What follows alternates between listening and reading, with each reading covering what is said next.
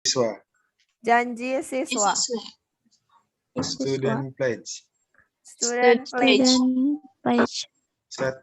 Taat kepada Allah dan Rasulnya. 1. Taat kepada Allah dan Rasulnya. Loyal to Allah and His messengers. Loyal to Loyal Allah to Allah and and His His messengers. 2. Berbakti kepada orang tua dan guru. 2. Berbakti kepada orang tua dan guru. Obey to the parents and teachers. Obey to the And teachers. 3. Menghormati orang yang lebih tua dan menyayangi yang lebih muda. 3. Menghormati orang yang lebih tua dan dan menyayangi yang lebih muda. Respect to the elders and kind to the youngers. Respect to the elders and kind to the youngers. 4. Rajin belajar dan giat menuntut ilmu. 4.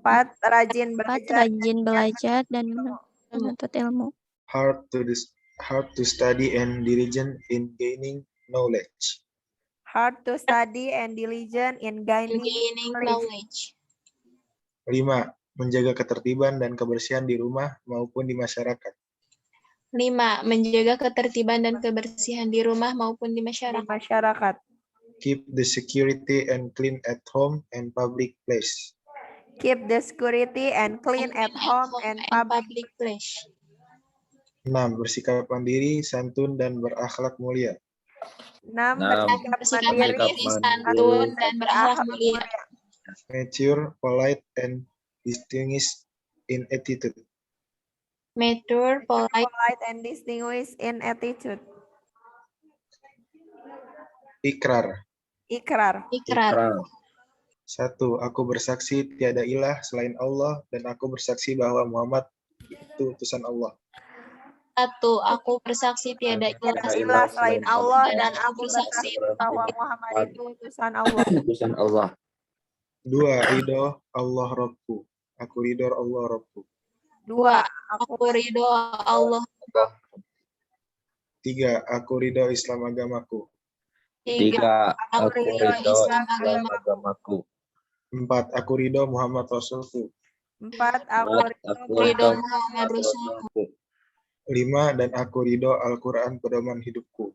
5. Dan aku ridho Al-Quran pedoman hidupku.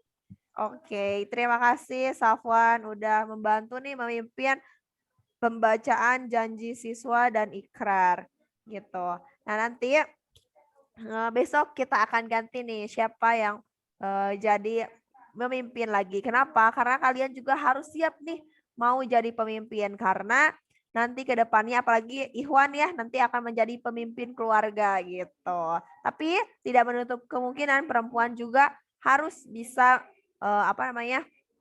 berani gitu mengungkapkan pendapatnya, public speaking dan lain sebagainya nanti karena ketika kuliah nanti gitu kan beda banget nih sama sekolah SMA yang notabene disuapi sama sama guru dan lain sebagainya. Ketika kuliah nanti mau nggak mau kalian yang ngejar dosen, kalian yang ngejar nilai dan lain sebagainya. Maka dilatih sejak sekarang kayak gitu ya.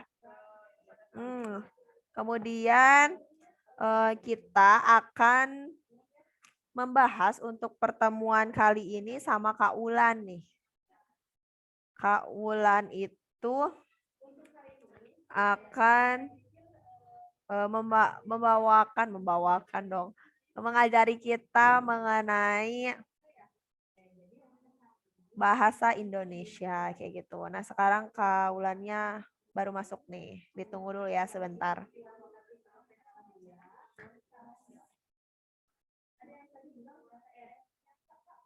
Halo, Kak Ulan. Halo, iya Kak. Oke, udah bergabung ya? Ya. Oke. Nah ini ya teman-teman dari kelas Saintek 1 nih Kak Ulan. Barangkali nanti kalau pembelajaran dirasa membutuhkan teman-teman agar tektokannya enak, silahkan tunjuk aja Teh. Insya Allah. Oh iya siap. Biar semuanya juga bisa fokus. Kalau misalkan Teh Ulan pengen buka kameranya Kak Sylvia, boleh banget kayak gitu-gitu ya Teh. Biar. Ya, siap Teh. Oke, tapi punten ya Teh, saya nggak on cam karena device-nya tidak mendukung, nggak tahu nih, belum bisa buka kamera. Oh iya, nggak apa-apa Teh. Oke, untuk sekarang saya serahkan untuk pembelajaran intensif bahasa Indonesia ke Kak Ulan. Dipersilakan. Terima kasih Teh. Iya. Sebentar ya. Oke. Ya, bismillahirrahmanirrahim. Assalamualaikum warahmatullahi wabarakatuh. Waalaikumsalam warahmatullahi wabarakatuh. Waalaikumsalam warahmatullahi wabarakatuh. Iya, coba dong teman-teman Warahmatullahi on wabarakatuh. cam dulu nanti boleh dimatiin lagi kameranya. Biar tahu udah siap belum belajarnya hari ini. Oke. Nah, kan berasa ada temennya ya kalau on cam kayak gini. Nggak ngerasa sendirian belajarnya. Nah, oke, udah nyala semua. Nah, masih pagi ya, harus semangat kita belajar bahasa Indonesia hari ini. Kalau kelas malam mungkin, kakak kemarin kelas malam bahasa Indonesia agak ngantuk gimana gitu ya. Tapi kalau masih pagi harusnya tetap semangat ya, harusnya masih semangat, masih on nih tenaganya harusnya, baru bangun. Nah, hari ini kita belajar bahasa Indonesia. Bahasa Indonesia ada yang pernah masuk belum di kelas ini? Ada Teh. Pernah Teh. Pernah sama Kak siapa? Yang siapa yang laki-laki lupa Oh, lagi. Kak Jeffrey ya kalau nggak salah. Bahas soal TO bukan? Ya, ya Kak. Bahas soal TO ya? Iya gitu. Atau materi 1 tentang gagasan utama hidup pokok? Iya, Yang yang itu Kak. judul tentang Judul. Oh, yang itu. pokok sama topik. Oh, yang itu udah dijelaskan. Wah, ternyata. Berarti sekarang kita pembahasan TO aja nih kalau kayak gitu. Tadinya kakak mau materi 1, tapi ternyata sudah disampaikan ya oleh Kak Jeffrey. Nah, berarti hari ini kita bahas TO. Coba masih ingat gak TO soal-soalnya? Kira-kira. Masih ingat gak? Lupa. Lupa, coba kita ingatkan lagi sambil dibuka ya filenya sebentar. Kakak cari dulu.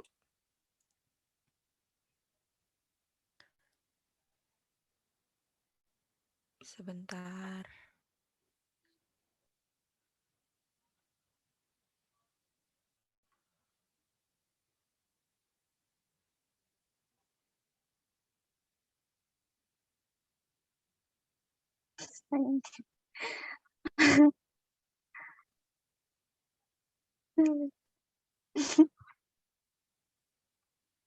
Sebentar ya. Dicari dulu file TO-nya.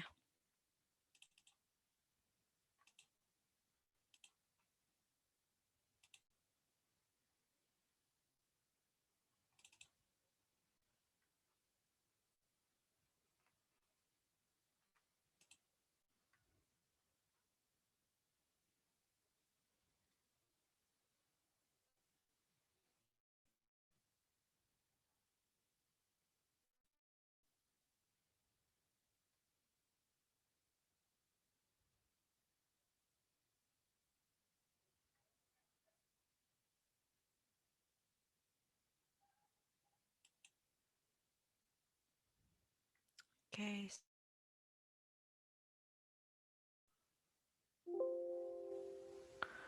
Kemarin berarti juga kuis sama Kak Zefri. Udah kuis yang tentang hidup pokok itu ya?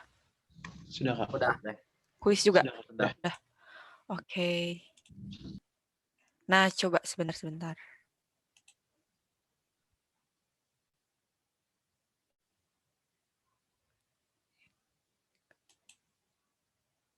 Nah, ini ada PBM. Kita share screen dulu.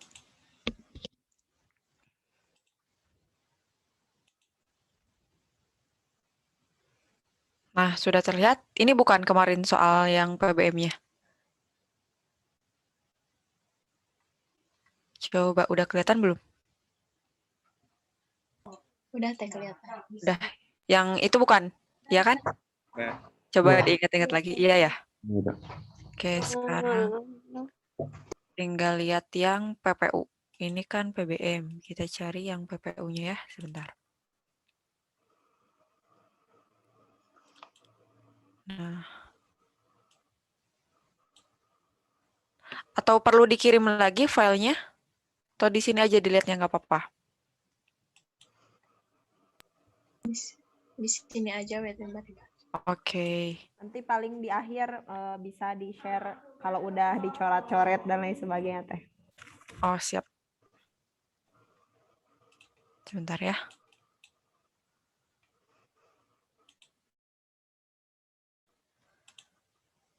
Nah, kita masuk ke soal yang pertama.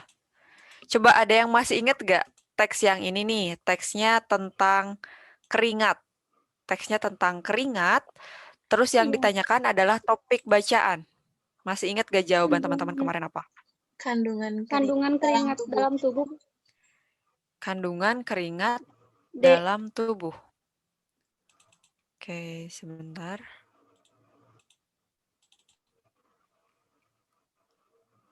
Yang ini ya. Kemarin yang dijelaskan Kak Jeffrey, apa sih topik bacaan itu? Coba.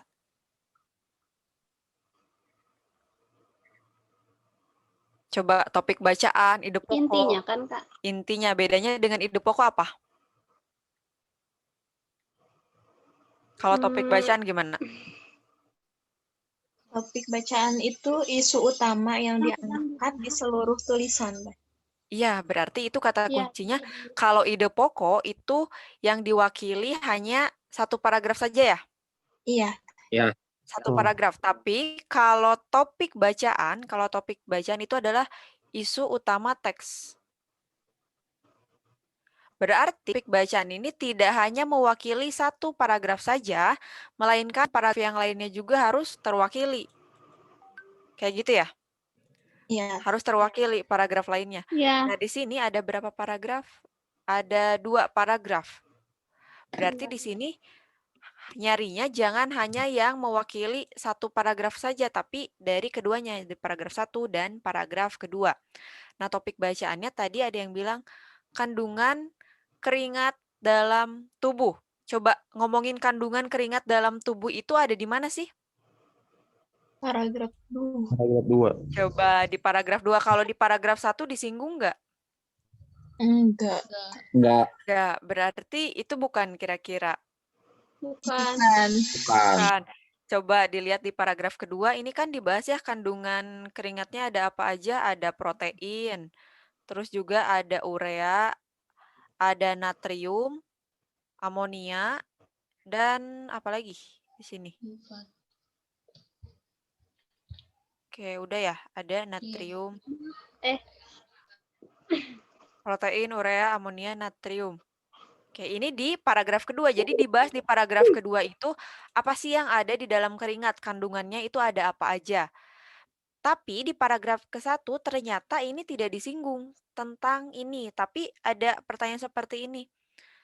Namun tahukah Anda kenapa rasa keringat asin? Nah, jawabannya itu bukan kandungan yang ada di dalam keringat, melainkan itu jawabannya cara tubuh untuk menormalkan suhu tubuh. Berarti proses keringatnya. Oke, di sini. Kelenjar keringat akan melepaskan keringat sehingga panas menguap melalui kulit. Berarti yang hanya diwakili oleh kandungan keringat dalam tubuh yang opsi D itu hanya paragraf 2 aja. Paragraf satunya tidak, berarti yang D bukan dong. Kalau kayak gitu yang mana? Yang B. Yang B. Yang B.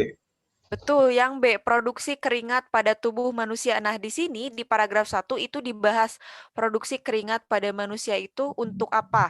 Sebagai cara tubuh untuk menormalkan suhu tubuh.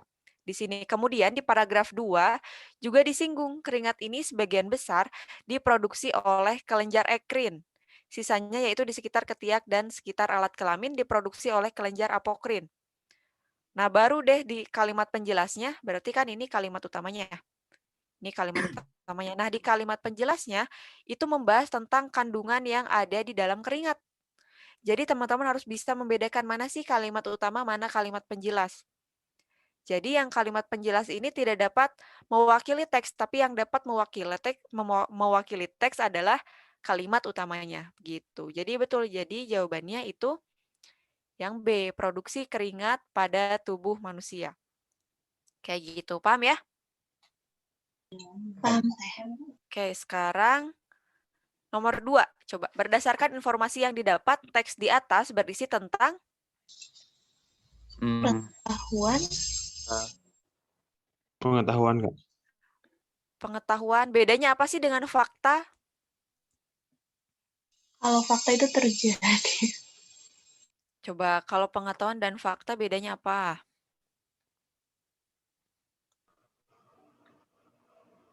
Kalau fakta itu Kalau fakta itu apa? Belum tentu ada pengetahuannya, Teh. Belum tentu ada pengetahuannya. Kalau pengetahuan sudah pasti ada fakta atau gimana? Kayak iya, soalnya kalau pengetahuan kan udah ada seluruh gitu, soalnya udah di riset. Jadi kan itu fakta termasuk. Kalau benar-benar. kalau pengetahuan gak diriset. Enggak, maksudnya yang pengetahuan kan pasti Oh, yang udah pengetahuan. benar gitu. Jadi otomatis masuk ke fakta. Kalau fakta kan belum tentu dalamnya pengetahuan gitu. Oh gitu. Berarti yang ini pengetahuan, tapi nggak ada faktanya. Enggak, Teh. Kalau Ada faktanya. Jadi double, jadi bingung Teh ini mau yang A atau yang C. Oke. Ada yang Pengetahuan bilang deh, Kak, kayaknya. kalau fakta ini kata Rifan, kalau fakta cenderung lebih objektif. Berarti kalau pengetahuan nggak objektif dong, subjektif. Kalau izin Kak, kalau fakta itu Coba. suatu kebenaran dari hal yang dilihat gitu loh. Kalau misalnya pengetahuan itu informasi gak sih? Informasi. Suatu fakta gitu. Oke. Atau bisa juga ada Informasi. Kalau fakta itu biasanya meskipun tidak semuanya ya, itu ada peristiwa. Oke. Ada peristiwa juga disertai dengan data. Data ini digunakan oleh teks yang berisi fakta itu untuk mendukung peristiwa ini. Misalnya, teks-teks berita. Teks-teks berita kan itu menginformasikan adanya suatu peristiwa ya. Nah, adanya suatu peristiwa itu harus berdasarkan data. Berarti harus fakta. Ya enggak? Nah, kalau pengetahuan itu sebagian besar hanyalah informasi. Berarti ada informasi baru nih yang diterima seperti ini. Informasi di bidang biologi tentang keringat ini. Kayak gitu kan? Berarti di sini yang paling menjurus jawabannya itu adalah ke pengetahuan, bukan fakta. Kalau fakta itu biasanya ada teks berita kayak gitu ya. Iya. Berarti betul yang C. Gitu. Sekarang nomor 3. Pernyataan yang tepat mengenai regulasi temperatur adalah, coba regulasi temperatur itu ada di mana? Di paragraf 1 ya? Ya, Yang akhir. kalimat terakhir. Oke, di kalimat terakhir ada proses ini disebut dengan regulasi temperatur, yaitu yang ini untuk menstabilkan suhu tubuh yang naik kembali normal. Jawabannya yang D. Yang D. Oke, betul. Gampang ya? Segampang. Seperti itu. Oke, nomor 4, lanjut. Berikut ini adalah kandungan keringat yang dihasilkan oleh kelenjar ekrin. Kecuali, nah kecualinya yang mana? Gampang, ini udah ada tandanya. Betul, yodium. Oke, masih cetek banget kayaknya nih. Masih gampang. Oke, nomor 5. Nama lain dari garam berdasarkan teks di atas adalah? Natrium. Betul, natrium. Oke, natrium inilah yang disebut sebagai garam ada. Kalau ini hanya mengetes bacaan aja kayak gitu. Kemudian yang nomor 6, keringat yang dihasilkan oleh kelenjar apokrin cenderung mengandung Lemak. betul di sini ya.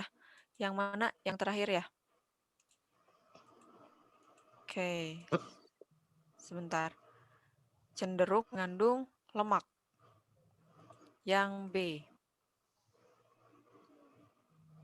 Sekarang kita masuk ke teks yang kedua.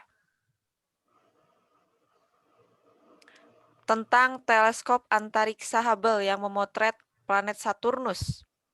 Pernyataan yang tepat mengenai antariksa adalah? Coba sebentar. Oke. Yang mana? Coba. Pernyataan yang tepat. Bagian alam semesta yang berada di luar atmosfer bumi. Tempat planet berada. Betul, Luar yang atmosfer C. bumi. Ya, karena kalau Yang ini C. kan biasanya soal-soal yang seperti ini yang menanyakan tentang makna kata ini antariksa maksudnya apa, itu biasanya keluarnya di PPU, meskipun ini di PBM ya keluarnya. Nah, ini sebenarnya kan tidak dibahas di teksnya, tapi secara definisi kita harus tahu gitu ya pengertiannya. Berarti betul yang C. Nah, sekarang nomor 8. Gambar ini tampak sangat jelas dan nyata juga begitu indah. Kata yang dicetak tebal merujuk pada Saturnus.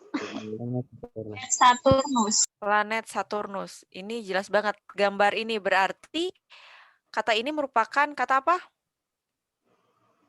Kata kuota. Apa itu? Yang ini, kata apa?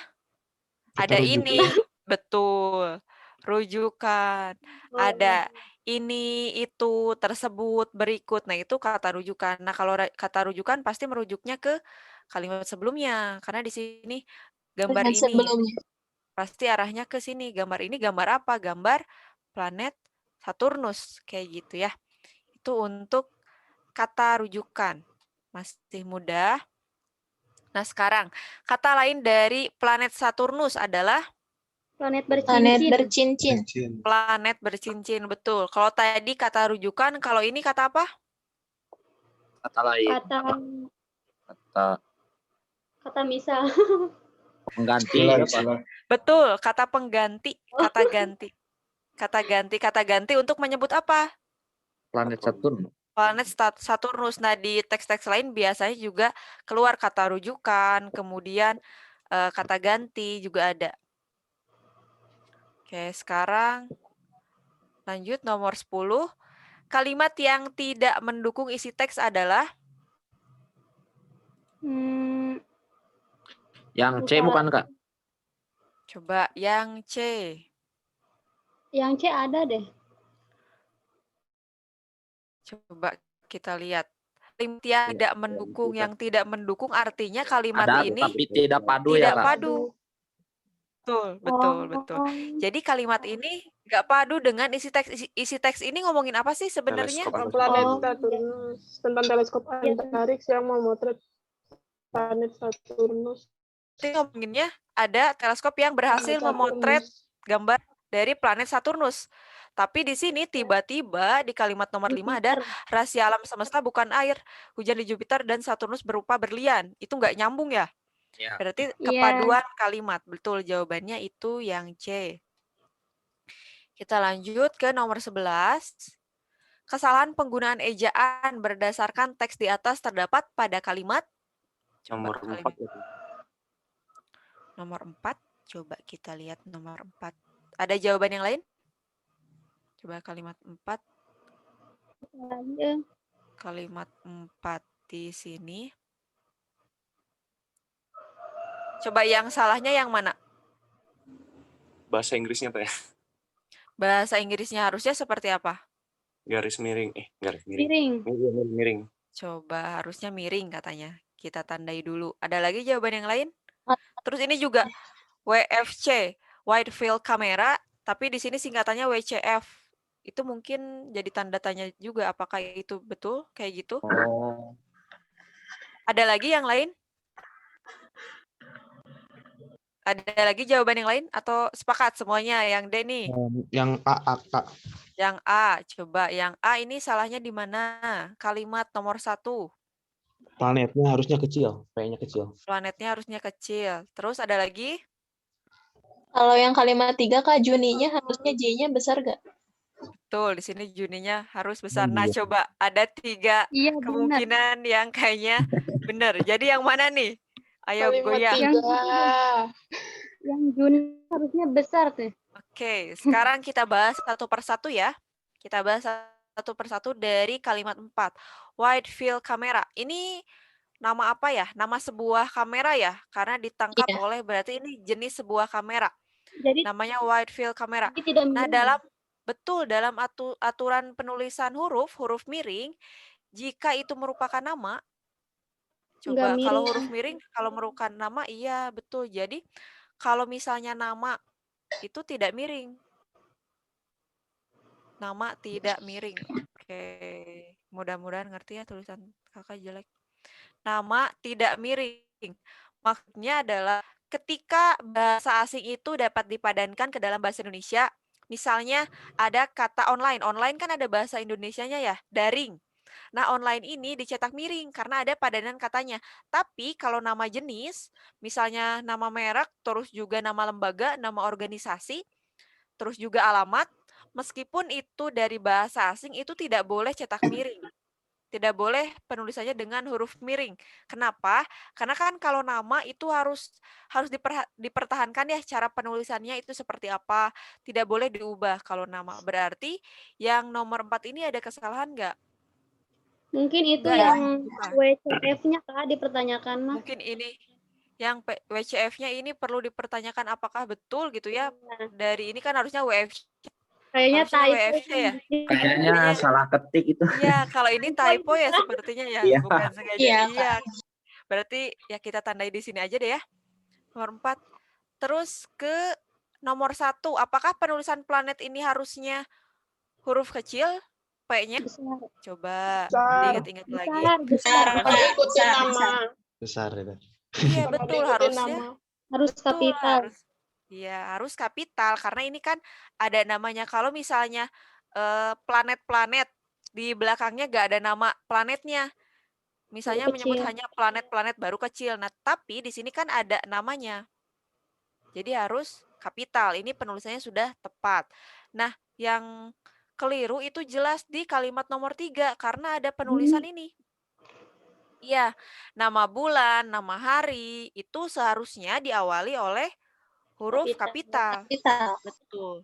Jadi yang nomor 11 ini jawabannya yang mana dong? 3.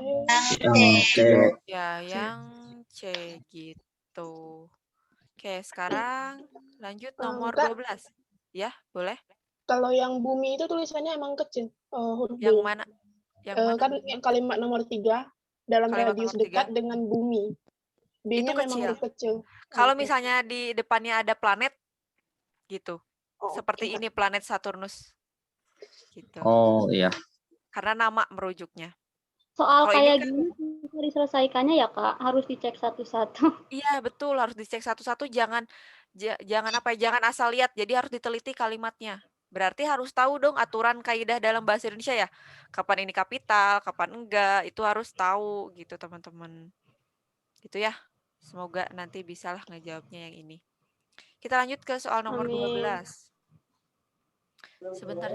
Coba dijawab dulu bentar ya. Ini laptopnya lowbat, mau dicas dulu. Kalimat yang penggunaan diksinya tidak tepat ada.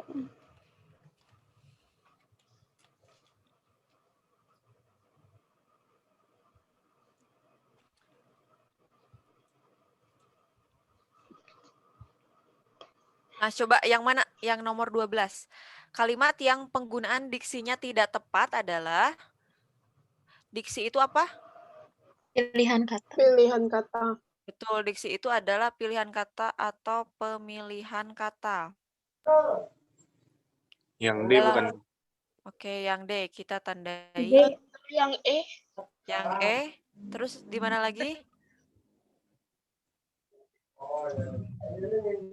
Jadi dalam sebuah kalimat, jika penggunaan diksinya keliru atau tidak tepat, biasanya nanti maknanya akan jadi ambigu. Jadi ada makna lain nih yang seharusnya maknanya A, ketika penggunaan diksinya salah, maknanya jadi B. Nah, jadi ini ada di kekeliruan makna kalau diksinya tidak tepat. Nah, coba, tadi jawabannya yang mana aja? D sama E katanya. D sama E, coba yang jawab D. Gambar ini tampak sangat jelas dan nyata juga begitu indah. Coba ini yang salahnya di mana kira-kira?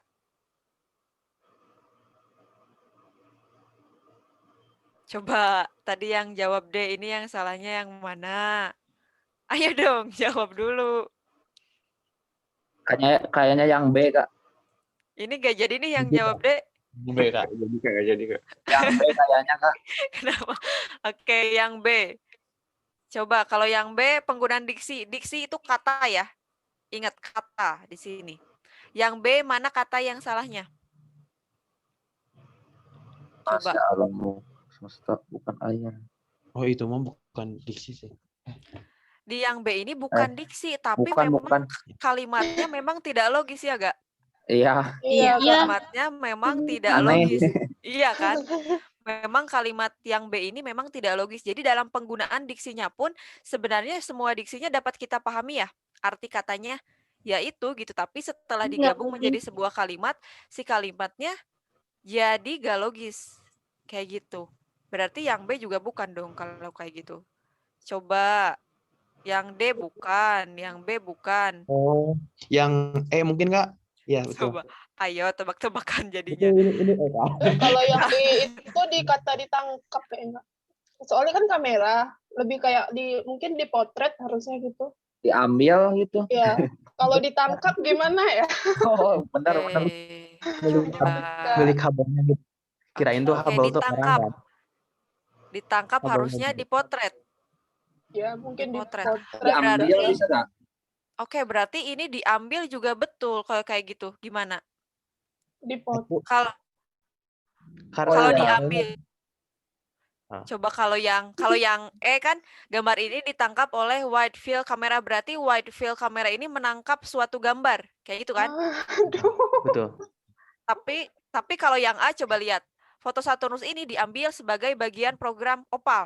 Berarti foto Saturnus ini diambil. Ada sebuah foto terus kita ambil. Kayak gitu.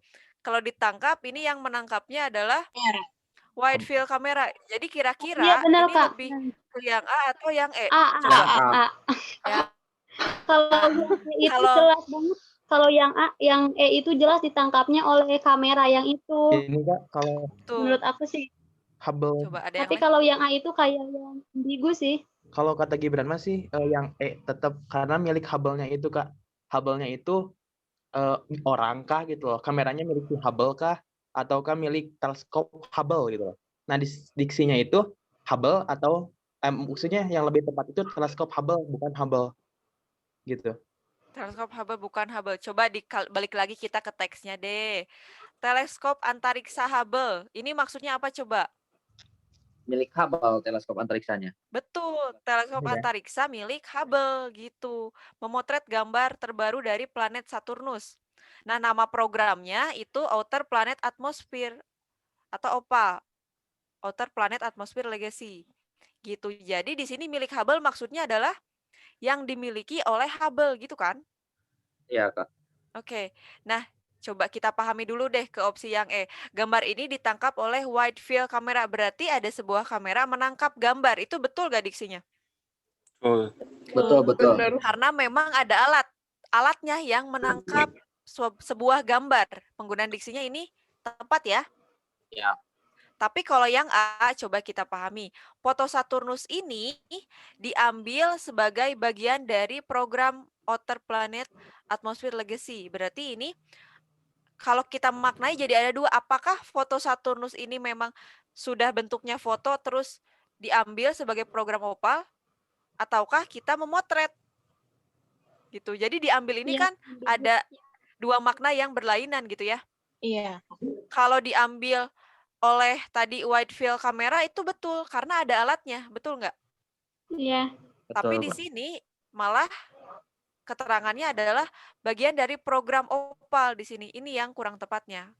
Berarti yang diambil ini harusnya tadi ditangkap. Terus diksi yang lain bisa juga apa? Yang lebih jelasnya lagi? Dipotret. Iya, betul. Jadi di sini yang penggunaan diksinya keliru itu yang lebih ke yang A gitu, teman-teman. Oke, paham ya? Paham. Paham. Oke, kita lanjut ke nomor 13. Tujuan dari program Outer Planet Atmosphere Legacy atau OPAL adalah untuk balik lagi gak ke teksnya? Kita balik lagi. Iya. Nah, coba di kalimat nomor 7. Nah, program ini bertujuan untuk mengakumulasikan gambar-gambar planet raksasa berbahan gas dalam tata surya. Berarti yang mana? C. Oke, yang C. Kalau ini gampang ya, tinggal lihat aja ke teksnya. Oke, kita lanjut ke nomor 14. Nah, kita masuk ke teks yang ketiga. Ini teksnya, coba. Oh, ini dari makna kata dulu. Nah, kontroversi. Kontroversi. Apakah kontroversi ini katanya perlu diperbaiki atau tidak? Tidak. Tidak. Tidak. Tidak katanya. Terus? Perbaiki. Perbaiki jadi apa? Kontroversial. Kontroversial. Coba bedanya kontroversi sama kontroversial apa?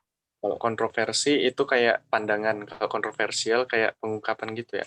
Oke. Untuk memastikan makna kata, teman-teman nggak usah ngawang-ngawang kayak gitu. Jadi langsung aja lihat ke KBBI gitu. Karena kita harus tahu kelas katanya apa, terus definisinya apa.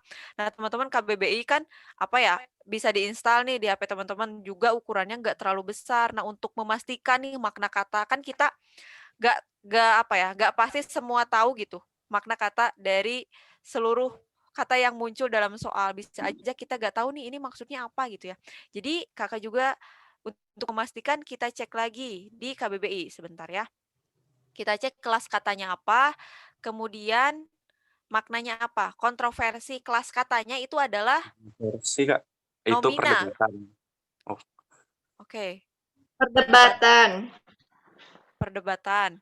Ya, kelas katanya Kalau nomina ya. Nomina itu apa? Kata benda. Betul, nomina adalah kata benda. Betul. Artinya perdebatan, persengketaan, pertentangan. Oke ya, berarti sama di sini ada opsi yang C juga, pertentangan. Nah, kalau kontroversial ditambah jadi kontroversial, bersifat menimbulkan perdebatan. bersifat menimbulkan perdebatan, berarti kelas katanya apa jelas? Kata sifat. Betul, kata sifat. Di sini ada A, adjektif berarti. Nah, di sini kita harus balik lagi ke konteks kalimatnya. Apakah itu menunjuk pada sifat atau benda? Coba kita baca. Minggu lalu, ilmuwan perilaku Magnus Söderlund melontarkan pertanyaan kontroversi dalam seminar Gastro Summit di Swedia. Coba kontroversi di sini. Berarti harus diubah atau diperbaiki. Jadi Tidak kontroversial. tepat itu. Jadi kontroversial Kontroversi, karena coba. Karena menimbulkan perdebatan kan. Karena menimbulkan perdebatan.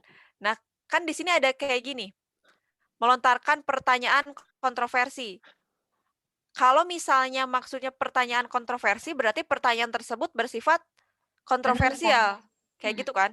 Iya. Berarti udah jelas itu arahnya ke sifat. Ya enggak? Ke sifat. Kalau misalnya mau kontroversi, di sini mau tetap dipertahankan, harus ditambah pertanyaan yang bersifat kontroversi. Ya enggak? Harusnya kayak gitu. Ya. Kalau mau langsung harusnya diganti jadi kontroversial. Jadi langsung melontarkan pertanyaan kontroversial yang langsung artinya bersifat kontroversi. Kayak gitu ya. Berarti yang ini harus diperbaiki atau tidak? Perbaiki. Harus. Harus diperbaiki. Jadi yang B. Oke, jawabannya itu yang B. Oke. Sekarang kita lanjut ke soal berikutnya.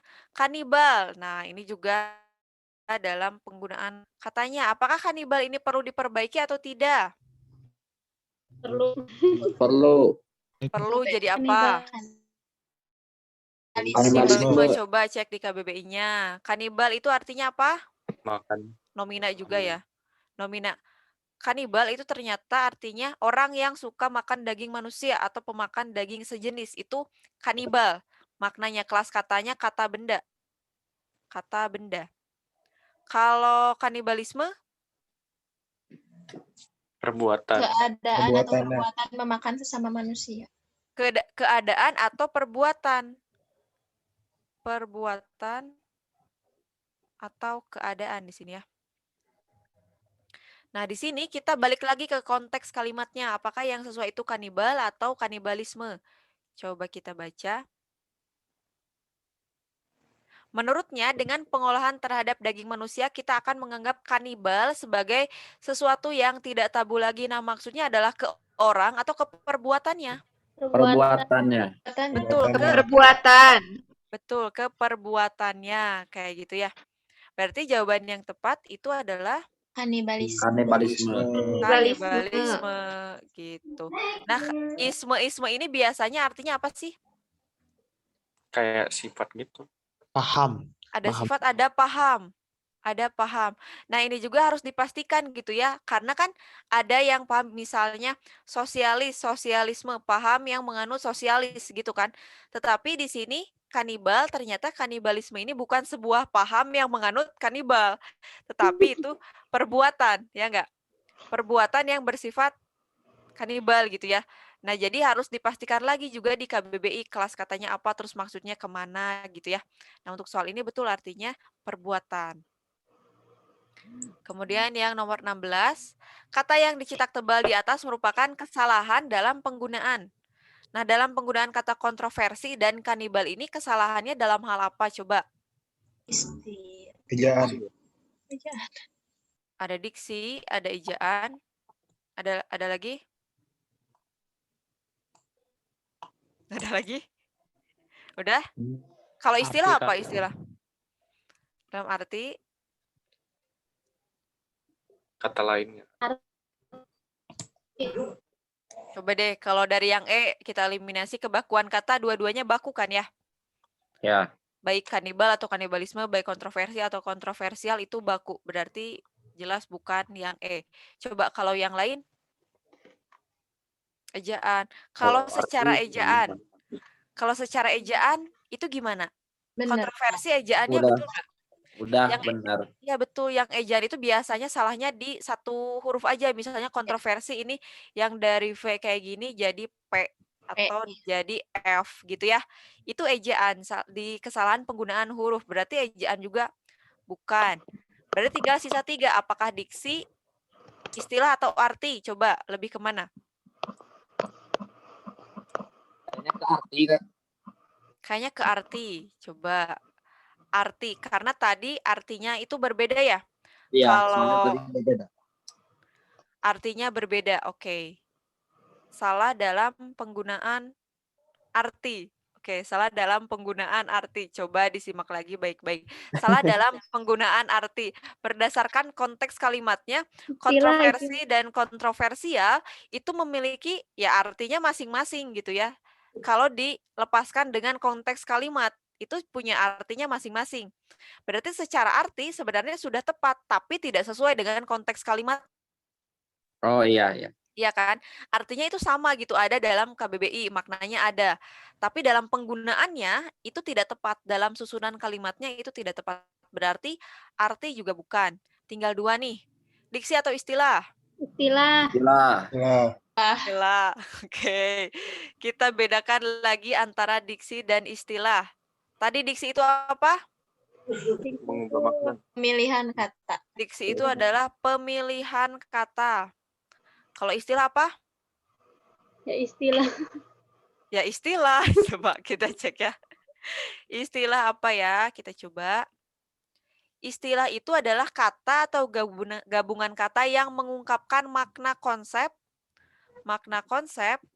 proses, dan keadaan yang khas dalam bidang tertentu.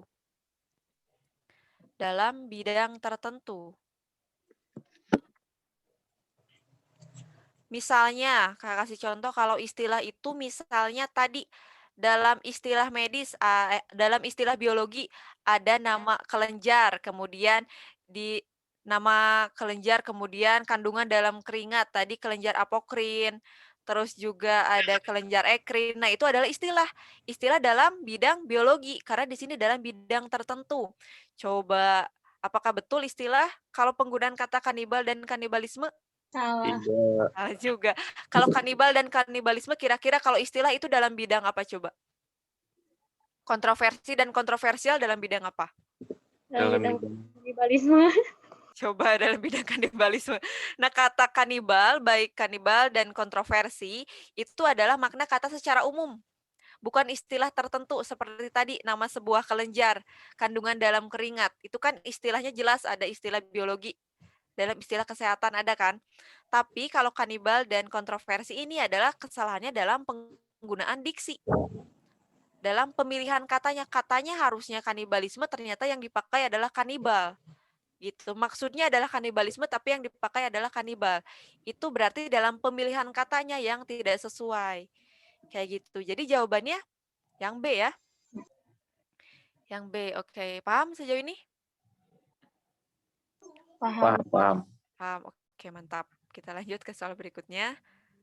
Kata tabu dapat diganti dengan kata coba Larangan. Larangan. Larangan. larangan. Larangan. Tabu itu berkaitan dengan apa sih? Norma sosial. Betul, berkaitan dengan norma. Terus juga tahayul ya? Ayo. Tahayul. Terus kalau berdasarkan definisi di KBBI, tabu itu adalah hal yang tidak boleh disentuh, diucapkan, dan sebagainya karena berkaitan dengan kekuatan supernatural yang berbahaya. Ada pantangan atau larangan. Atau juga tahayul yang biasa dikaitkan dengan teater di seluruh dunia. Berarti ini jelas larangan, berkaitan dengan adat, dengan budaya, gitu ya, dengan agama, itu juga. Berarti di sini kata tabu ini dapat diganti dengan larangan. Kayak gitu. Oke, sekarang lanjut ke soal nomor 18. Kalimat yang tidak efektif berdasarkan paragraf di atas adalah, coba yang tidak efektif itu yang mana? Kita lihat apakah yang A. Minggu lalu, ilmuwan perilaku Magnus Sutherland melontarkan pertanyaan kontroversi dalam seminar Gastro Summit di Swedia. Atau yang B. Saat ini suhu bumi meningkat secara konsisten. Yang C. Hal itu menyebabkan makanan atau hasil pertanian menjadi lebih langka sehingga manusia kepaksa untuk mencari nutrisi dari sumber lain. Kemudian yang D. Sejauh ini, serangga seperti jangkrik dan cacing bisa menjadi jawaban. Atau yang E. Ide untuk menggunakan perilaku kanibalisme sebagai pemenuhan nutrisi bukanlah pertama kali dilontarkan. Coba cara untuk mencari kalimat yang tidak efektif itu seperti apa? Oke, ada yang jawab yang C. Kemudian ada lagi? B. Yang B, Kak. Betul. B. Yang D. Oke, ada lagi? B, Kak. B. Oh, B, B. Oke. Yang B ya. Oke. Terus ada lagi?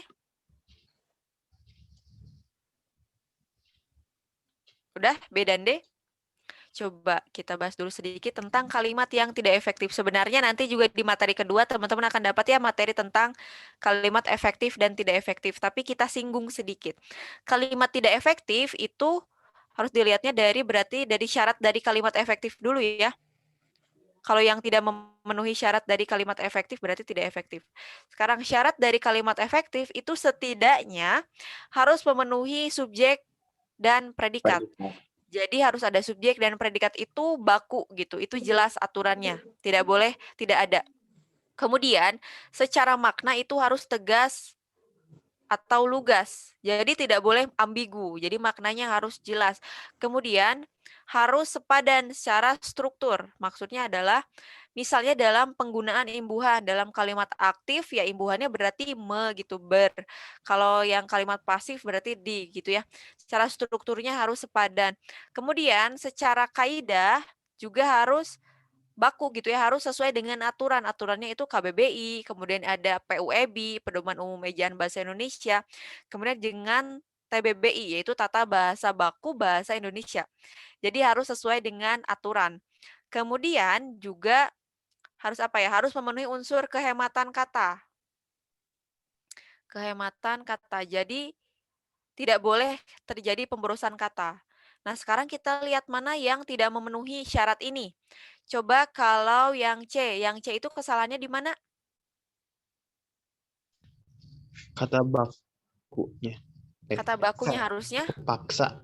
Iya, Harusnya itu. apa? Terpaksa. Harusnya betul. Betul, harusnya terpaksa. Coba ini kesalahannya di kesalahan apa? Itunya. Ejaan. Kaidah ya? Kaidah ya. Betul, di kaidah harusnya terpaksa, bukan kepaksa. Nah, tapi secara subjek dan predikat ini terpenuhi ya. Subjeknya apa? Predikatnya apa coba? Predikat biasanya kata kerja, verba. Pencar. Coba predikatnya yang mana? Nanti kita belajar deh tentang ini ya. Tapi ini belajar sedikit dulu. Biasanya kata kerja. Biasanya kalau mencari predikat atau subjek itu biasanya dari pertanyaan apa atau siapa yang predikat. Apa atau siapa yang predikat? Kenapa? Karena predikat itu biasanya pengisinya itu verba. Apa atau siapa yang menyebabkan? Berarti ini menyebabkan itu adalah predikat. Yang menyebabkan adalah hal itu. Ini adalah subjek. Menyebabkan apa? Menyebabkan makanan atau hasil pertanian menjadi lebih langka. Ini objek. Menjadi lebih langka itu adalah pelengkap. Ini juga pelengkap. Oke. Itu nanti kita bahas lebih jauh ya di materi yang kedua. Cuma ini strukturnya dari opsi yang C. Opsi yang C itu tidak tepatnya di kata kepaksa yang harusnya terpaksa. Kemudian kalau yang B itu yang mana? Ada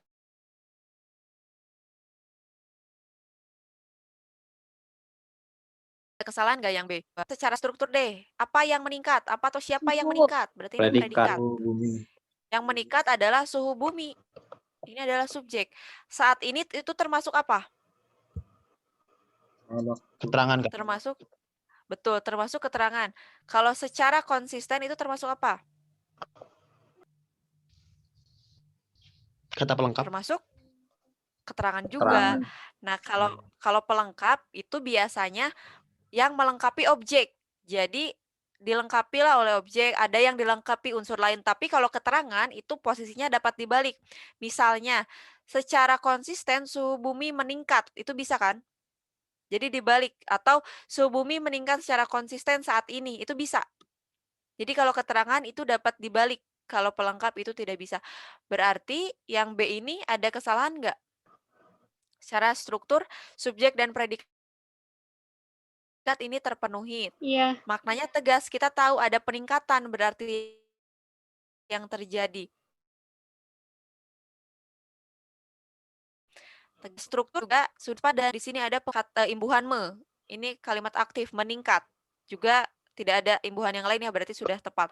Secara kaidah juga sudah tepat, kehematan juga hemat. Berarti yang B ini efektif atau Efektif. tidak? Oh, berarti Kak, Efektif, kalau berarti subjeknya bukannya B. enggak di Nggak apa-apa. pertengahan. Nggak apa-apa. Jadi Yang penting SPOK gitu.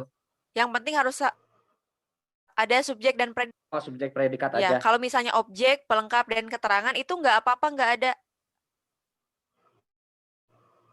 Tapi yang harus itu adalah subjek dan predikatnya. Itu harus baku, harus udah ada gitu ya. Oke. Berarti yang B ini tidak ada kesalahan. Oke, sama-sama. Kalau yang lain nggak? Coba kira-kira. Yang C ditandai, yang C memang ada kesalahan.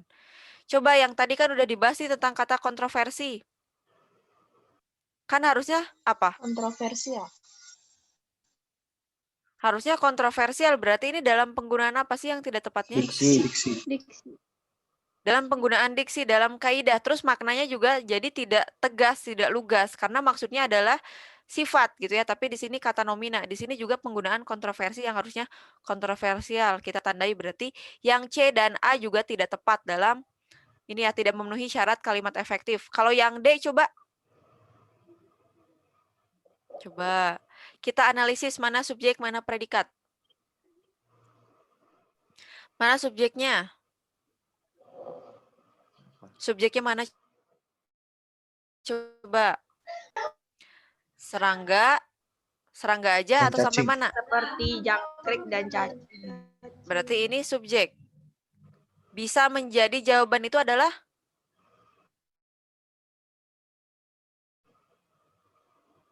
Apa coba? Ini apa? Bisa menjadi jawaban. Subjek predikat itu dari pertanyaan apa atau siapa yang X. X ini isinya predikat. Coba kita predikat ya. Apa atau siapa yang bisa menjadi jawaban? Jawabannya adalah serangga seperti jangkrik dan cacing. Jadi predikat ini harus terjawab oleh subjek. Subjek ini harus terjawab oleh predikat. Kayak gitu ya. Iya. Seperti tadi. Apa yang menyebabkan? Yang menyebabkan adalah hal itu. Ya enggak? Kalau yang A nih secara subjek dan predikat. Apa atau siapa yang melontarkan? Ini kan jelas predikat yang melontarkan adalah ilmuwan perilaku Magnus Söderland, gitu kan? Oke, ada jawabannya. Berarti ini juga sama, predikat. Subjek dan predikat. Nah, kalimat kalau ada subjek dan predikat ini sebenarnya sudah terpenuhi secara efektivitas. Terus sejauh ini itu apa? Betul, kan tadi dapat dibalik. Oke, dapat dibalik ya. Kemudian coba yang E, berarti yang D ini nggak ada masalah ya? Betul, efektif, berarti bukan. Oke, kalau yang E, Ide untuk menggunakan ide untuk menggunakan perilaku kanibalisme sebagai pemenuhan nutrisi bukanlah pertama kali dilontarkan.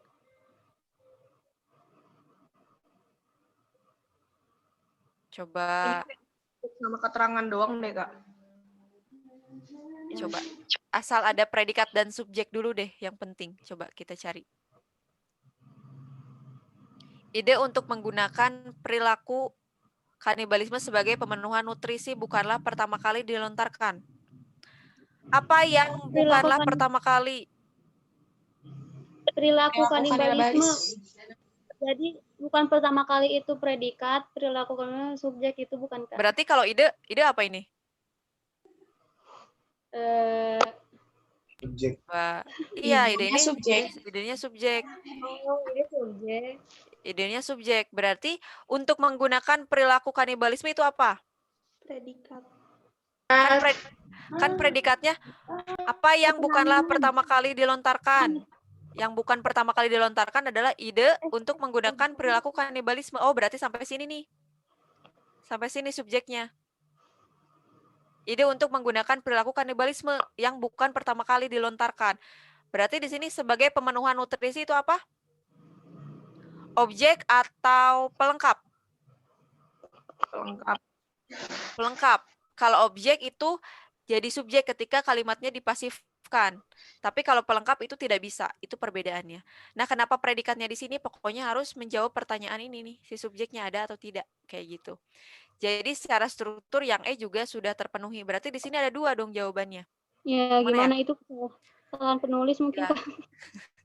Ya berarti ini ya memang gimana jawabannya memang yang C dan A. Karena yang A juga dalam penggunaan diksinya tidak tepat. C juga kita harusnya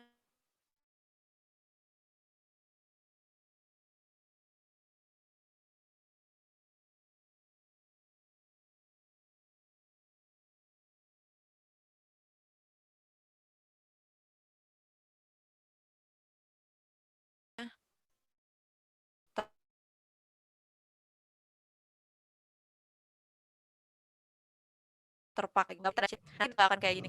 Soal ini kita lihat jawabannya C bukan A karena kontroversi itu Diksi. baku karena yang ditanya adalah baku tidaknya kata gitu ya. Kalau yang nomor 19 itu jawabannya jelas yang C gitu. Karena ini opsinya sama ya. Oke. Sekarang kita lanjut ke nomor 20, nomor terakhir di PBM. Kita ke bawahin aja sebentar.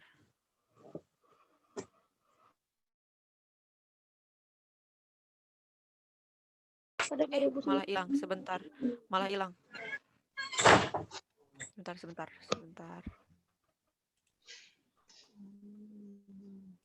Nah, pada 2018, ahli biologi evolusi Richard Dawkins menuturkan adanya kemungkinan untuk memproduksi daging dari sel-sel manusia dalam apa? Dalam tubuh. Dalam tubuh. Terus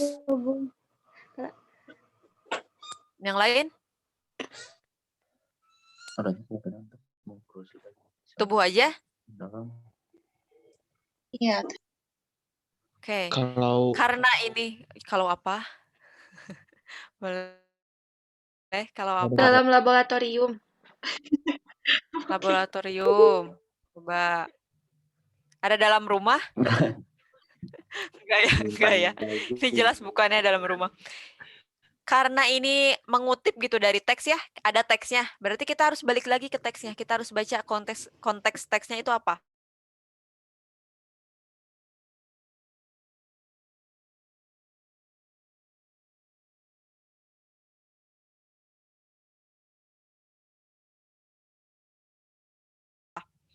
Coba di sini ada 2008 kali yang terdapat tubuh. Coba ya. Untuk memastikan kita baca ulang. Minggu lalu ilmuwan perilaku Magnus Sutherland melontarkan pertanyaan kontroversi dalam seminar Gastro Summit ya. Kakak saat ini suhu bumi meningkat secara konsisten. Hal ini menyebabkan makanan atau hasil pertanian menjadi lebih langka. Sehingga manusia paksa untuk mencari nutrisi dari jauh ini enggak seperti jangkrik dan cacing bisa menjadi jawaban. Namun Magnus menyebutkan sumber nutrisi lain bisa dari daging manusia. Menurutnya, dengan pengolahan terhadap daging manusia, kita akan menganggap kanibal sebagai sesuatu yang tidak tabu lagi. Saya terbuka untuk mencicipinya. Tutur Magnus yang merupakan ilmuwan perilaku di kanon seperti dilansir dari Science Jumat 13. Digunakan pertama kali dilontarkan. Pada ahli biologi evolusi Richard Dawkins menuturkan ada kemungkinan untuk memproduksi daging dari sel-sel manusia dalam, nah coba kira dalam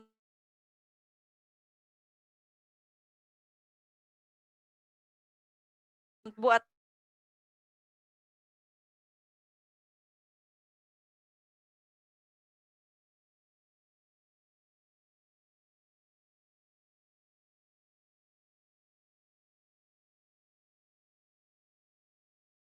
tabung apa gitu ya, lebih spesifik kita nggak tahu.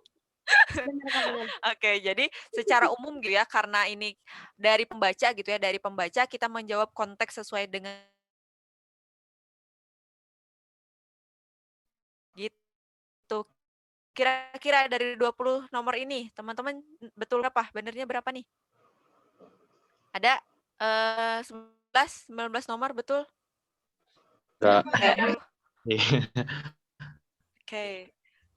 Gak apa-apa, nanti ditingkatkan lagi di TO berikutnya. Oke, sekarang kita masuk ke PPU berarti. Tadi udah PBM, sekarang kita masuk ke Saya PPU. agak relate dikit Oh, teh. sebentar yang ya, Soalnya mau gimana? ada yang mau tanya teh. Bagian Boleh, ini boleh. kan, Rizky tuh kadang kalau misalnya jawab soal tuh, yang puyeng tuh itu di bagian kalimat tidak efektif.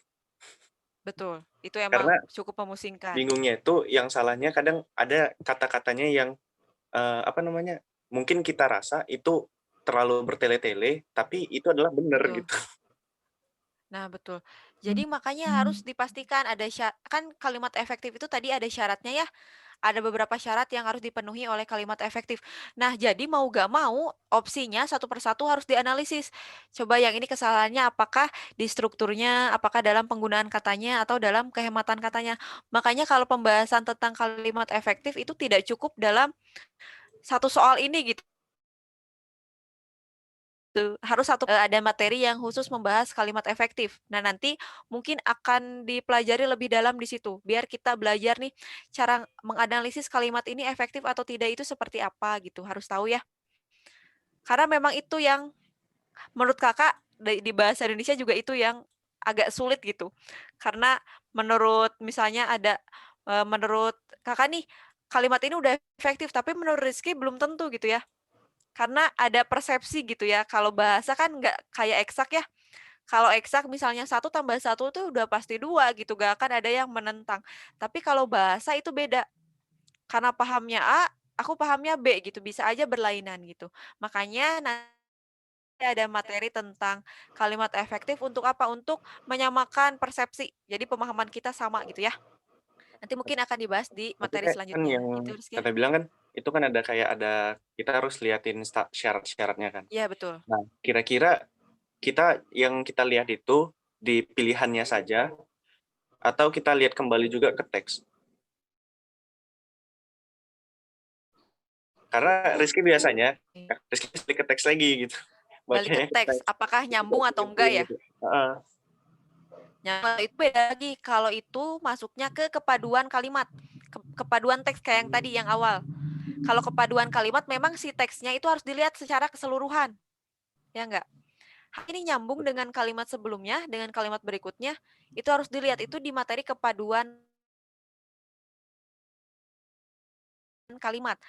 Kepaduan grafnya ini sudah nyambung gitu ya. Tapi kalau apa sebenarnya kita analisis aja opsinya di teks, di opsi gitu. Aku juga gitu.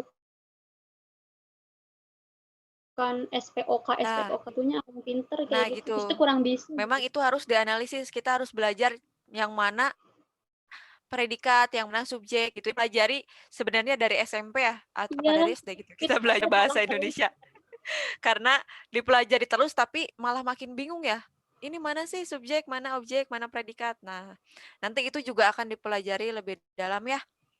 Nanti kalau bukan kakak yang ngisi materi, nanti tanyain aja ya ke tutor yang lain. Ini gimana sih kalimat efektif harus gimana gitu. Jelas teman-teman juga harus aktif ya.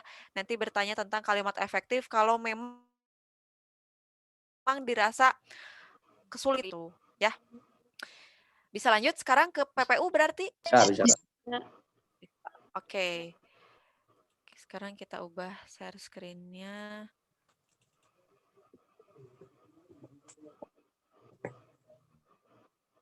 Oke, udah terlihat? Udah. Oke.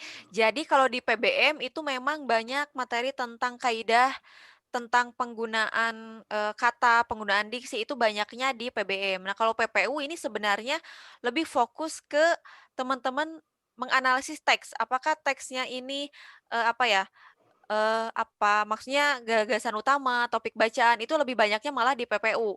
Terus kalimat efektif itu jarang ditemukan di PPU. Terus banyaknya di PPU itu makna kata, sinonim antonim itu banyaknya di PPU karena PPU adalah yang dites pengetahuan dan pemahaman umum. Berarti pemahaman umum teman-teman tentang sebuah kata, tentang teks itu kalimatnya seperti apa gitu. Tapi untuk ejaan itu jarang ditemukan kalau di PPU ya. Sekarang kita masuk ke teks yang pertama untuk soal nomor 1 sampai soal nomor 4. Kalimat utama paragraf di atas adalah, coba ada yang masih ingat jawabannya? Ini C. Kalau nggak salah C. Ya, nggak apa-apa kalau salah juga. Aku lupa C. lagi. C, Soalnya saya coba. jawab C. Iya, jawab C, coba. Google sepakat membayar denda ke pemerintah Perancis karena menghindari pajak. Oke. Terus?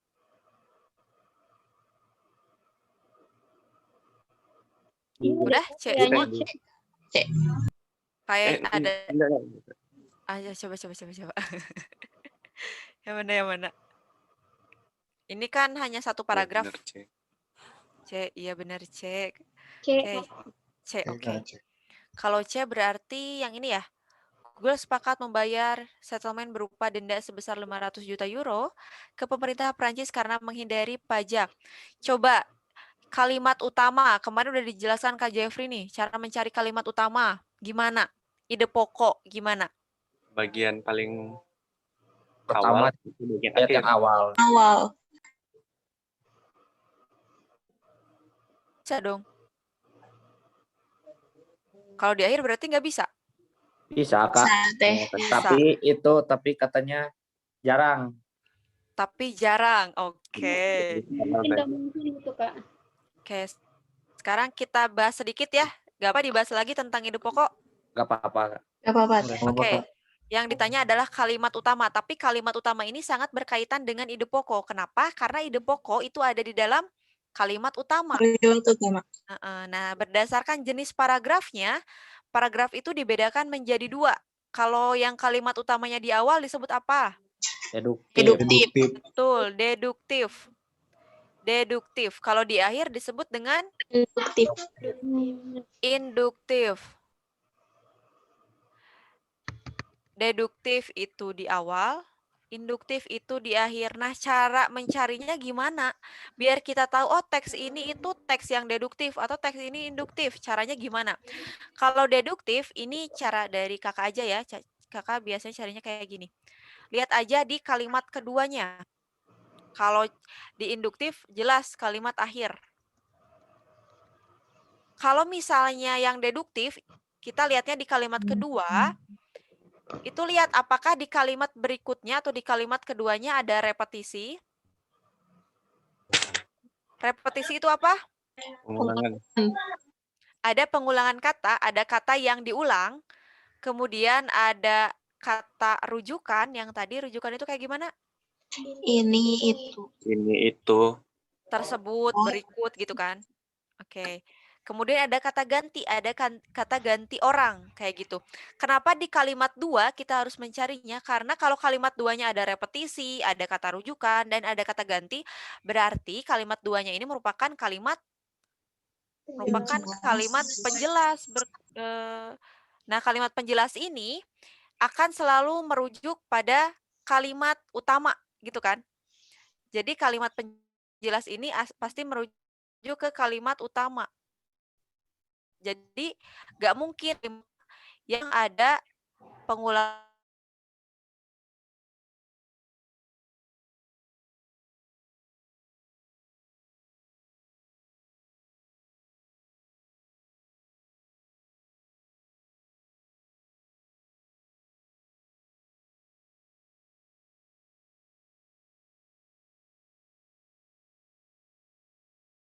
misalnya teksnya atau paragrafnya itu deduktif atau di awal, dipastikannya itu di kalimat kedua atau di kalimat berikutnya. Kalau di kalimat keduanya ada pengulangan kata, ada kata rujukan, dan ada kata ganti, itu kalimat utamanya ada di kalimat pertama. Kenapa demikian? Karena kalimat penjelas itu akan selalu merujuk ke kalimat utama. Makanya di kalimat penjelas itu ada pengulangan dari kalimat utama, ada kata terujukan dari kalimat utama, ada kata ganti dari kalimat utama. Karena kalau kalimat utama mau merujuk, mau mengganti, merujuk kemana? Mengganti ke siapa? Mengulang apa? Ya enggak? Iya benar, Teh. Iya, jadi sulit ditemukan di kalimat utama, kecuali misalnya kalimat utamanya memang panjang dan ada rujukan ke kalimat yang sama. Jadi bukan ke kalimat yang lain, tetap ke kalimat utamanya. Kayak gitu, paham ya? Paham. Oke. Kalau induktif, nah induktif kan di akhir, paling gampang tuh induktif sebenarnya. Kalau di kalimat terakhirnya ada simpulan, ada kalimat simpulan itu ditandai oleh konjungsi penyimpul. Konjungsi penyimpul atau konjungsi simpulan itu adalah konjungsi yang mengawali kalimat simpulan. Kalau misalnya di kalimat terakhirnya ada kalimat simpulan, itu sudah pasti kalimat utamanya ada di akhir. Kenapa sudah pasti? Karena kalau misalnya satu paragraf, ya simpulannya ada di akhir, ya berarti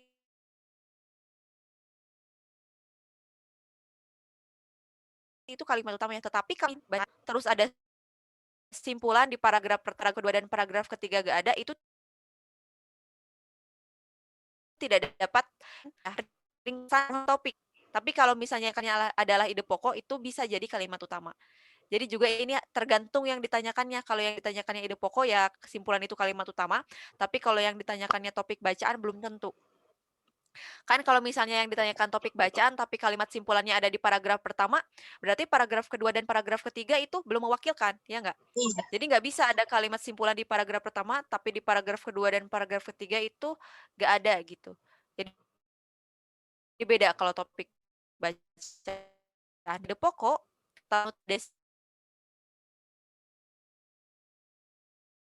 simpulan di kalimat terakhir itu dari teksnya, dari grafnya. Tapi tetap harus dibaca dulu, karena habis itu bergantung pada teksnya. Tetap harus dibaca dulu, apakah kalimat itu merujuk ke seluruh teks, ke seluruh paragraf, ke satu paragraf tersebut, ataukah merujuk ke kata, kayak gitu, harus dipastikan. Misalnya, konjungsi penyimpul itu yang kayak gimana? Oleh karena. Jadi. Betul, jadi, kemudian oleh karena itu. Dengan demikian.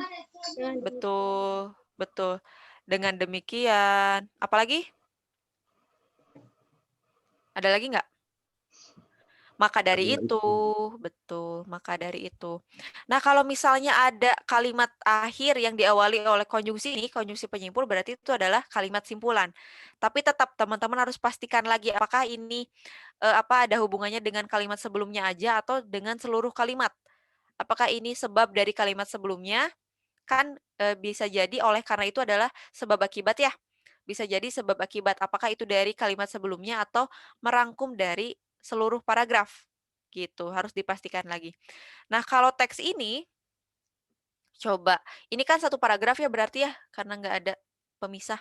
Oke, berarti yang ditanyakannya adalah kalimat utama, ide pokok berarti maksudnya. Nah, berarti kalau dilihat dari letak kalimat utamanya, paragraf ini termasuk paragraf yang deduktif atau induktif? Deduktif karena ada di awal. Coba ciri-cirinya ketemu nggak? Ada kata rujukan dan ada kata ganti nggak? Ada. Iya. Betul, di sini ada kata tersebut. Juga ada apa? Ada apa lagi? Ini Google apa? Google repetisi ya? Iya. Ada pengulangan kata. Terus juga kasus pajak itu, kasus pajak apa? Ini kan melanggar ya, denda Iya. gitu ya. Ada rujukan. Terus ada diulang lagi Google juga tuh ada banyak repetisi, ada kata rujukan, berarti jelas semuanya merujuk ke kalimat utama. Oke. Berarti kalau kayak gitu kalimat utamanya ada di awal. Berarti yang mana? Yang ini jelas ada bentuk kalimatnya ya. Berarti jawabannya Yang nomor 2. Bukan. yang mana? Coba. Apakah Google sepakat membayar settlement berupa denda sebesar 500 juta euro ke pemerintah Prancis karena menghindari pajak? Coba yang betul itu yang mana?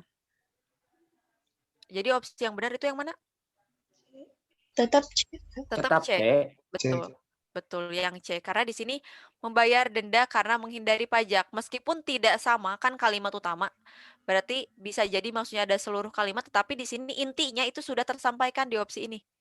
Kalimat utamanya di opsi yang C. Maksudnya sama. Berarti tetap jawabannya itu adalah yang C. Gitu. Gimana? Paham? Mau tanya teh, Boleh. berarti kalau misalnya kita ada deduktif kan ya, itu Ya. kan yang tadi dibilang itu kan ada 3 repetisi, kata rujukan sama kata ganti. Iya, betul. Apakah 3-tiganya itu harus ada atau misalnya kayak tadi itu kan cuma 2 ya? Ya. Repetisi sama kata rujukan. Gak apa-apa, nggak semuanya juga. Kan tidak selalu gitu ya, di teks gitu membutuhkan kata rujukan, tidak selalu di teks membutuhkan kata ganti. Seperti ini Google. Google kata gantinya apa? Untuk menyebut Google. Yang nggak ada, karena itu nama sebuah perusahaan. Jadi direpetisi aja, diulang gitu kan. Oke. Tapi dalam, gimana? Sama ini teh, kan kira-kira ada nggak tuh teh, satu teks, tapi dia mengandung deduktif sama induktif. Gitu. Coba kemarin yang dijelaskan Kak Jeffrey gimana? Udah dijelaskan? Belum sampai sana? Belum sampai situ. Oke, gak apa-apa. Jadi sekarang kita bahas lagi deh, balik lagi ya. Ada deduktif, ada induktif berdasarkan letak kalimat utama. Tetapi harus juga dilihat teksnya. Ternyata ide pokok juga bisa ada yang campuran. Yang campuran itu seperti apa? Bukan ide pokoknya itu tercampur-campur di seluruh kalimat, bukan. Tetapi ide pokoknya itu bisa di awal dan ada juga di akhir, kayak gitu. Karena kalau bahasa Indonesia itu wacananya itu biasanya dari umum ke khusus, atau dari khusus ke umum. Makanya yang utamanya itu adalah deduktif dan induktif. Itu utamanya. Tapi juga ada campuran, yaitu misalnya khusus, umum, khusus. Itu bisa. Meskipun jarang ya, tapi bisa. Tapi tergantung teksnya seperti apa. Nah, kalau misalnya teman-teman nggak nemu nih, ternyata kalimat terakhir itu nggak ada simpulan, kalimat utama juga ternyata bukan kalimat utamanya, itu gimana? Nah, biasanya teks itu mempunyai ide pokok yang tersirat. Kalau misalnya deduktif dan induktif itu tersurat, jadi jelas ya, ada gitu kalimat utamanya, bentuknya ada, campuran juga ada kalimat utamanya. Tapi kalau misalnya tersirat, itu kita nggak tahu nih kalimat utamanya yang mana. Karena kalau tersirat kita harus mencari secara makna. Secara makna, atau bisa aja kalau kita cari ada kata kuncinya. Ada kata kunci yang diulang, ada makna. Jadi kita kalau misalnya ide pokoknya secara tersirat, kalimat utamanya nggak ada, mau nggak mau, kita harus baca seluruh teksnya, seluruh paragrafnya. Itu yang paling singkatnya, kalau nggak ada kalimat utamanya. Ada kalimat utamanya itu masih mudah. Ya kan kalau di sini kebetulan mudah ya, karena kalimat utamanya ada, terus ada cirinya gitu yang dapat ditemukan di kalimat penjelas. Gitu. Jadi bahasa Indonesia sangat bergantung pada teks yang digunakan. Tidak bisa aturan satu itu dimasukkan ke seluruh teks. Teks yang ini menggunakan aturan ini deduktif, berarti teks yang lain itu belum tentu. Gitu ya. Akan balik lagi ke teksnya. Kayak gitu, gimana? Paham? Paham deh. Paham ya? Oke, kita lanjut ke soal nomor 2. Berdasarkan letak ide pokoknya, paragraf 1 pada teks di atas. Mudah ini, gampang. Tadi udah Deduktif. terbahas jawabannya. Deduktif. Deduktif, induktif, campuran itu ada. Kalau deskriptif dan naratif bukan ya. Ini adalah jenis teks. Kalau deskriptif itu adalah teks yang bersifat deskripsi, naratif juga yang narasi. Gitu. Lanjut ke soal nomor 3. Berdasarkan paragraf di atas, manakah yang termasuk ke dalam istilah khusus? Nah, istilah khusus tadi yang termasuk ke dalam bidang tertentu. Istilah khusus tuh ya. Yang C. Sengketa. Investigasi.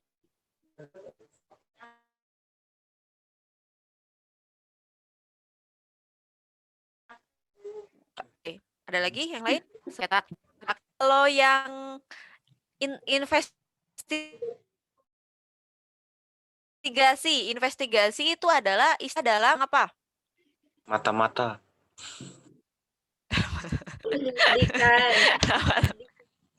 Coba dalam bidang hukum ya.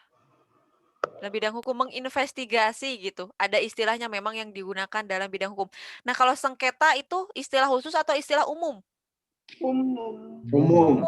Seperti denda dan pajak itu sebenarnya dalam ekonomi ya, dalam bidang ekonomi, tapi istilah ini sudah sering digunakan. Berarti istilah ini tidak khusus lagi, melainkan umum. Kan di sini bedanya ada istilah khusus dan istilah umum. Gitu. Kalau ada yang khusus ada yang umum. Kalau investigasi itu jelas istilah khusus dalam hukum. Tapi kalau pajak, coba istilah khususnya pajak nih, misalnya kalau pajak itu istilah khusus, istilah umum dari pajak itu apa? Ada nggak istilah umum dari pajak? Iuran Teh. Iuran. Iuran beda lagi. Pajak. Iuran ke negara. Kalau pajak ini memang istilah tetapi sudah umum. Karena kita nggak menemukan kata penggantinya. Tapi kalau investigasi itu biasanya ada menelusuri kasus gitu ya. Ada hal-hal lain gitu yang dapat diganti. Tapi kalau secara hukum itu disebutnya investigasi. Kayak gitu. Gimana? Paham? Paham Teh. Paham. Oke, paham ya. Kalau di sini mah pajak pasar.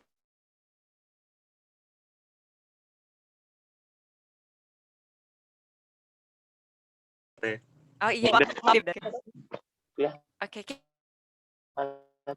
kita lanjut. Nah, coba. Fungsi kata bernaung pada kalimat perusahaan yang bernaung.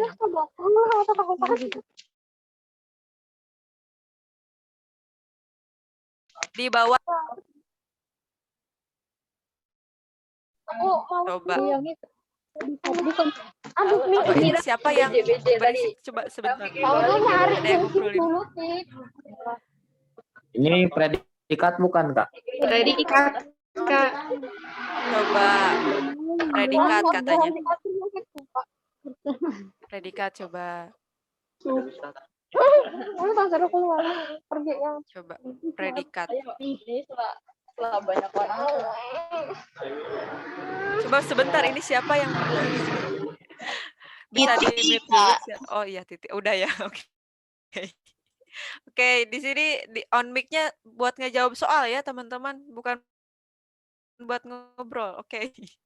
Ini predikat katanya.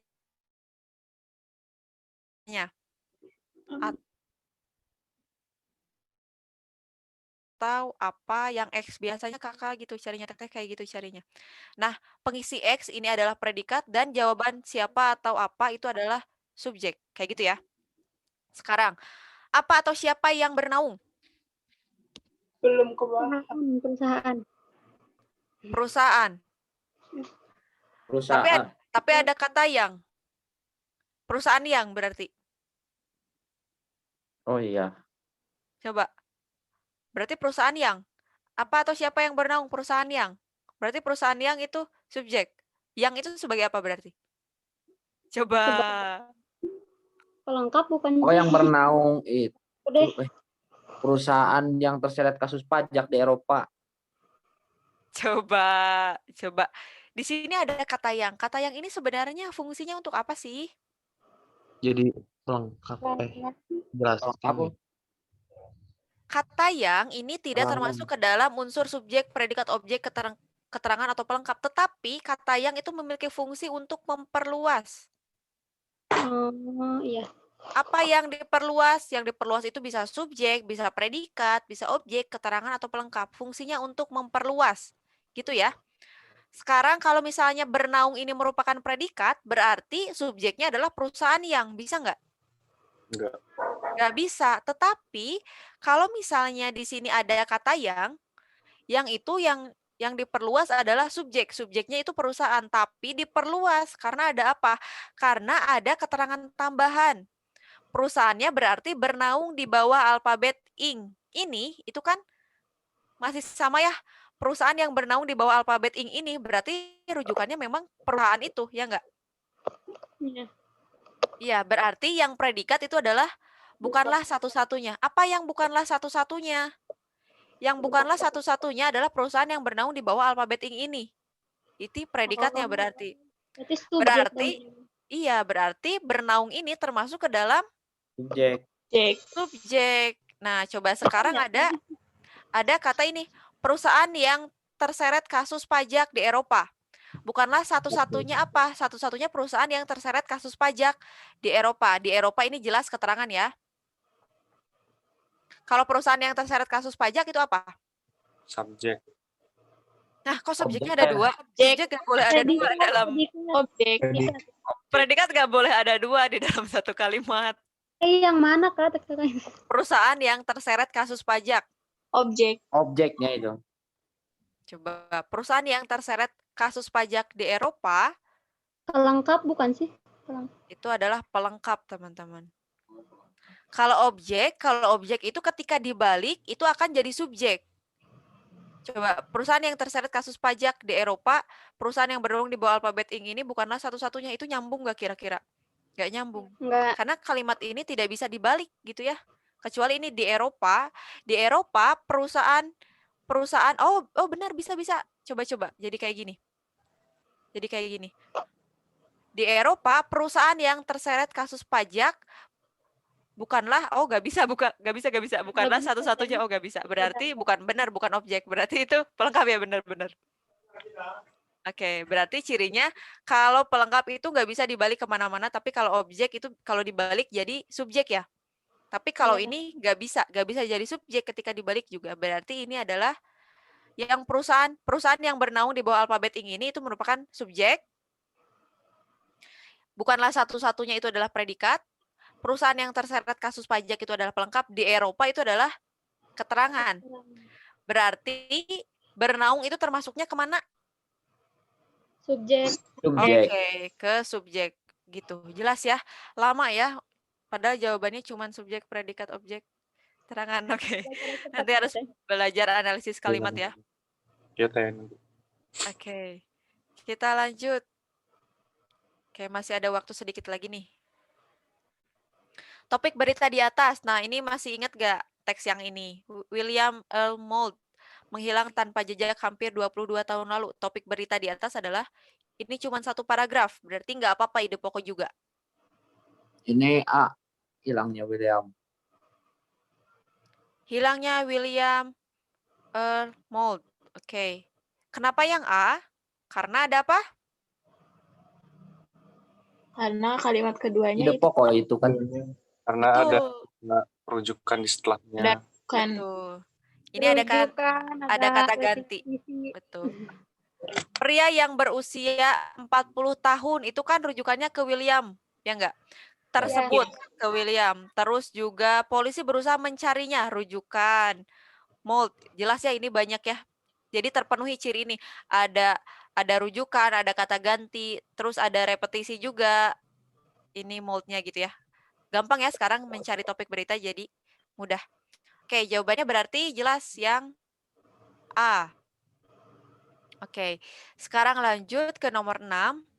Penggunaan kata depan di yang tidak tepat berdasarkan paragraf di atas adalah, berarti di sini fungsi di. Fungsi di itu dalam bahasa Indonesia ada dua. Ada yang sebagai imbuhan, ada satu lagi sebagai preposisi atau kata depan.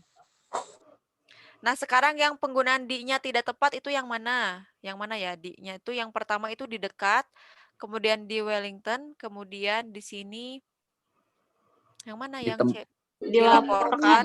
Dilaporkan, kemudian yang D itu yang mana? Di kolam, Pagari teh. di dalam, Di di pagari. pagari. Oke. Coba yang kurang tepat itu yang mana? Yang D. Yang D, Kak. Yang D. Yang itu harus coba Di pagarinya harusnya disambung. Gak ada spasi. harusnya digabung. Coba gimana sih cara membedakan di itu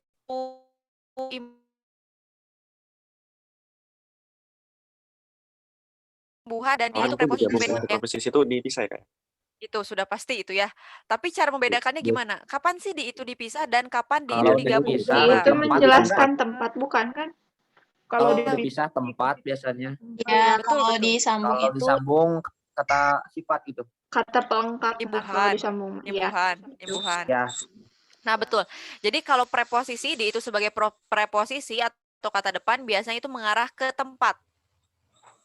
Mengarah ke tempat. Tapi kalau misalnya imbuhan itu biasanya ke bentuk kalimat, bisa kata kerja, bisa pokoknya fungsi lain ya selain tempat ya kalau imbuhan ini. Nah, cara membedakannya agar kita tahu.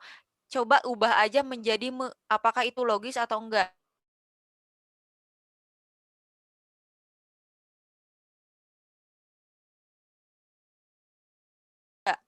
Coba ya. Kalau misalnya logis, kalau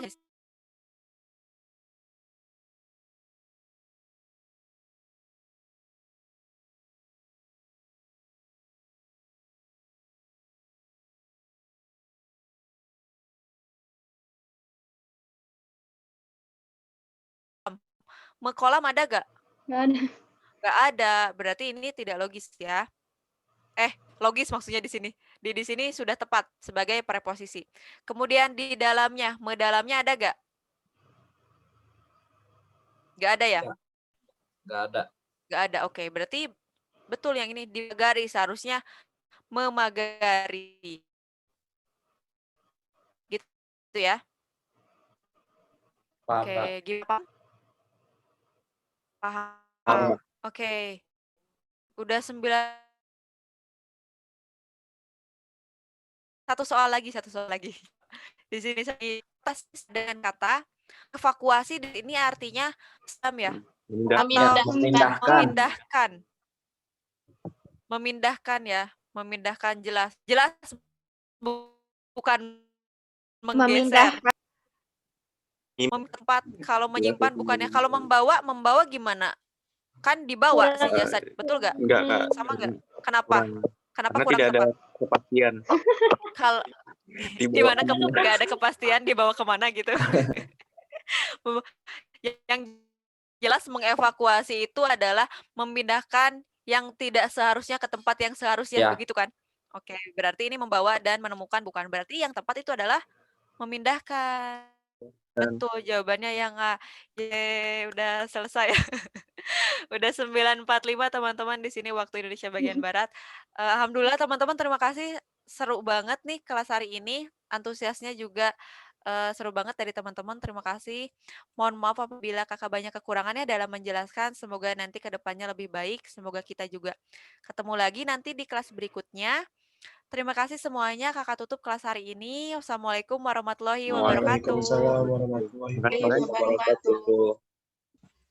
Waalaikumsalam. Teh Wulan, terima kasih buat hari ini sudah memfasilitasi kita semua untuk belajar mengenai bahasa Indonesia. Sampai ketemu lagi nanti jika di lain kesempatan ya Teh Wulan ya. Ya Teh. Oke. Nah Teh, kalau misalkan teman-teman mau nanya-nanya di luar live learning, boleh gak Teh? Boleh banget, boleh aja Teh, nggak apa-apa. Kalau misalnya buat live learning sama Teteh boleh nggak Teh? Buat live learning sendiri gitu. Iya, saya pengen tahu yang buat subjek objek gitu Teh. Oh boleh. Nanti kakak kasih aja ini ya, Telegram aja biar enak ya. Oh, siap. Telegram. Oke, nanti ke wali aja, ke walinya. Terus nanti bisa dikasih telegram Teteh, nanti bisa di situ aja biar diskusinya enak. Bisa buat grup boleh. Oke. Kalau malam bagian teteh Kenapa? teh nanti.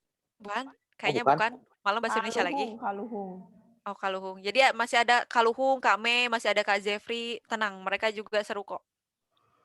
Oke. Hatur nuhun Teh Wulan. Ya, sama-sama Teh. Makasih, Teh. Oke, Teteh boleh meninggalkan room ini. Iya, makasih Teh. Assalamualaikum. Waalaikumsalam.